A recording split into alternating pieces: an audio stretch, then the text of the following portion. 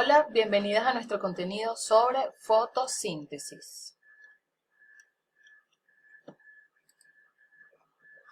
Muy bien, para iniciar vamos a definir fotosíntesis. En primer lugar, debemos conocer que la fotosíntesis corresponde a un conjunto de reacciones químicas en las que los seres vivos que poseen células vegetales tienen la posibilidad de fabricar sus propios nutrientes, partiendo de la luz solar como fuente de energía. En estas imágenes que vemos acá, vemos al microscopio células de la planta Elodea. Así la vemos a 4X, pero si acercamos un poco más al microscopio, podemos detallar la forma de sus células. Y dentro, unos pequeños saquitos que se ven de un color verde intenso. ¿Qué estamos observando acá? Bueno, la célula vegetal y estamos observando esos pequeños sacos que son los cloroplastos. ¿Por qué hablamos de ellos? Bueno, porque los cloroplastos son los que contienen la clorofila. Es el pigmento fotosintético que permite que ocurra este proceso dentro de las células vegetales. Entonces acá observamos muchísimo más de cerca y vemos cómo cada circulito representa un cloroplasto, ¿ok? Existen microscopios de alta resolución en los que podemos ver cada una de estas estructuras por separado. Se verían así, como la tenemos acá. Cada una de estos saquitos apilados, que vemos acá como manchitas grises, recibe el nombre de tilacoide, ¿sí? Y completos, apilados uno sobre otro, se llama grana. Ese medio acuoso en el que ellos se encuentran recibe el nombre de estroma, ¿sí? Acá tenemos otro dibujito y podemos observar que un cloroplasto tiene una membrana externa, una membrana interna, el contenido de tilacoides y granas y por supuesto el estroma. Hay conexiones entre los tilacoides también, que son esas franjitas que se observan en esta imagen. Entonces, la fotosíntesis es de gran aporte no solo para las plantas, sino también para el resto de los seres vivos, porque esos nutrientes que se producen son los que se almacenan en forma de almidón, formando frutas, verduras y vegetales, que son los que consumen el resto de los seres vivos. Veamos acá. Existe una ecuación general con la que se representa la fotosíntesis. Esto es una reacción química. De este lado tenemos los reactantes, de este lado tenemos los productos.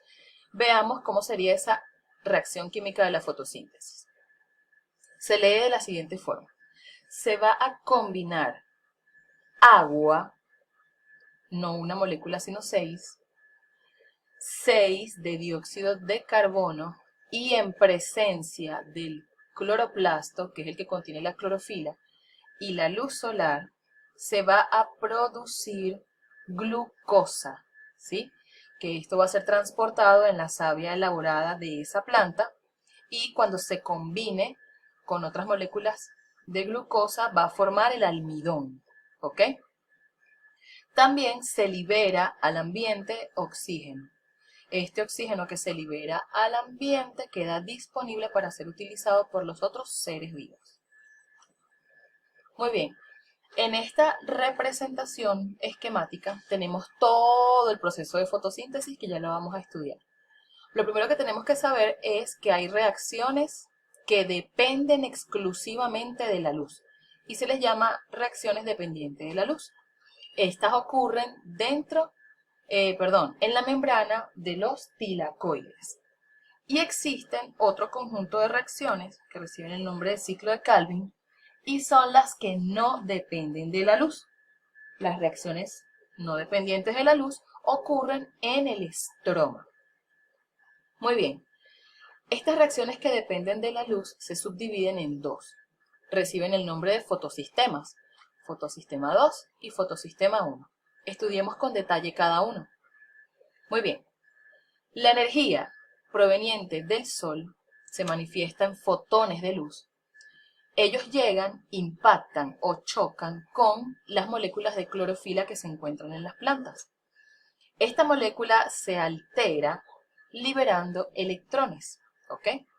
Cuando esa molécula recibe los fotones de luz y se liberan electrones, ocurren varias cositas.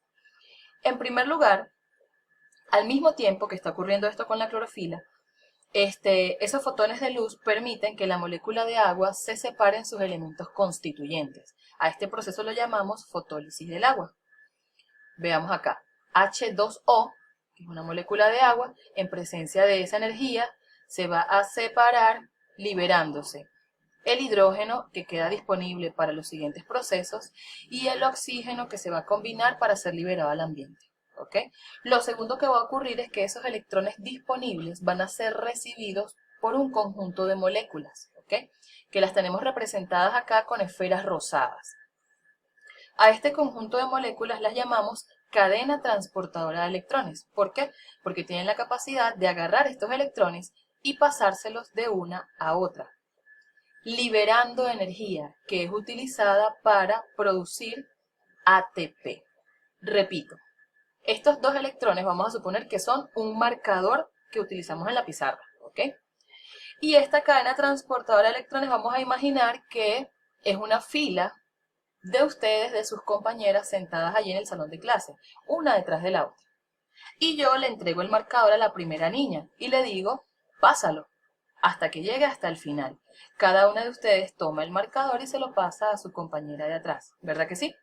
Ok, ahora, estos dos electrones, cuando llegan al primer receptor o aceptor, este lo pasa al segundo y se libera energía, ¿ok?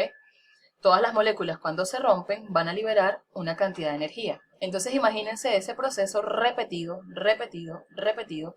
Se libera energía suficiente para que estas moléculas de adenosín difosfato que estén disponibles en el entorno se unan con un fosfato más, formando adenosín trifosfato. Esta molécula ya la conocemos y sabemos que es la fuente principal de energía en los seres vivos. Este ATP que se produjo en este proceso va a ser aprovechado más adelante, ¿ok? Es lo que significa esta flechita. Estos fueron los sucesos del fotosistema 2. Ahora bien, estos dos electrones que llegaron al último aceptor son aprovechados para iniciar el segundo fotosistema, que recibe el nombre de fotosistema 1. Nuevamente, otro grupo de moléculas de clorofila que están disponibles, reciben esos dos electrones y se alteran, ¿sí? Permitiendo, en combinación con la energía de la luz solar, que se libere dos electrones y pase nuevamente a la cadena transportadora de electrones.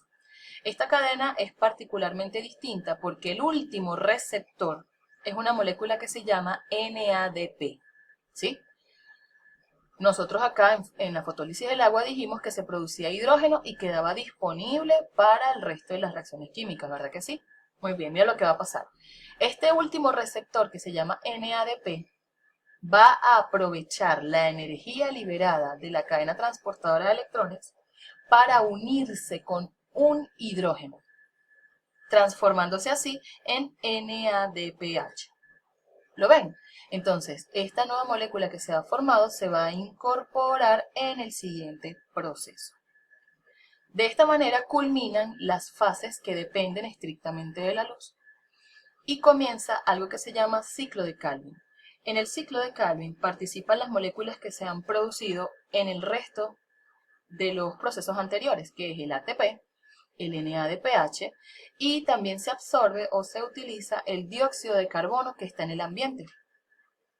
Todo esto se combina para formar y producir una serie de moléculas que luego quedan disponibles para ser reutilizadas. Y en el proceso se utiliza el carbono del dióxido de carbono con el resto de los elementos para producir glucosa, ¿sí? Vean que esta parte del proceso de la fotosíntesis no dependió o no requería la energía de la luz del sol, por eso recibe el nombre de fases no dependientes de la luz.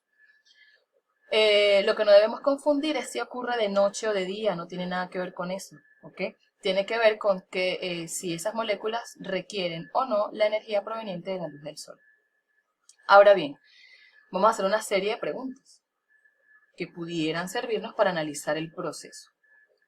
En el fotosistema 2, ¿qué se produce, qué se fabrica en el fotosistema 2? A ver, piénsalo un segundito.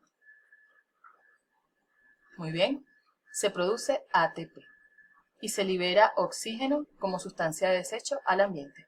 Ahora vamos a ver acá, ¿qué se produce, qué se fabrica en el fotosistema 1? Muy bien, se fabrica NADPH y queda disponible para el ciclo de Calvin, ¿sí? A ver, otra preguntita, ¿en qué fase del proceso se produce la glucosa? En el ciclo de Calvin, ¿ok? De esta manera podemos ir haciendo preguntas así bien puntuales del proceso, y que nos van a permitir analizar un poquito y comprender lo que está ocurriendo, ¿ok? De esta manera ya culminamos el estudio de la fotosíntesis. Espero que lo tengamos 100% claro. Y en estas últimas dos imágenes son un pequeño resumen. Miren para acá. La luz, reacciones luminosas, se aprovecha el agua y se libera oxígeno, se produce ATP, NADPH, que en el ciclo de Calvin se combina con CO2 y produce los carbohidratos, los azúcares. Este ciclo se repite, quedando disponibles las moléculas que se utilizaron al principio, ¿sí? Y de este lado tenemos algo súper importante, y es que en el cloroplasto ocurre la fotosíntesis, se produce glucosa y oxígeno, y debemos recordar que la mitocondria es un organelo celular encargado de producir energía. Él aprovecha glucosa y oxígeno para producir la energía necesaria para que las células puedan vivir. Cuando él produce energía, se libera CO2, que puede ser aprovechado para la fotosíntesis, y este es un ciclo fundamental para mantener la vida en el planeta Tierra. Espero les haya gustado y que todo esté súper claro. Un abrazo. Chao.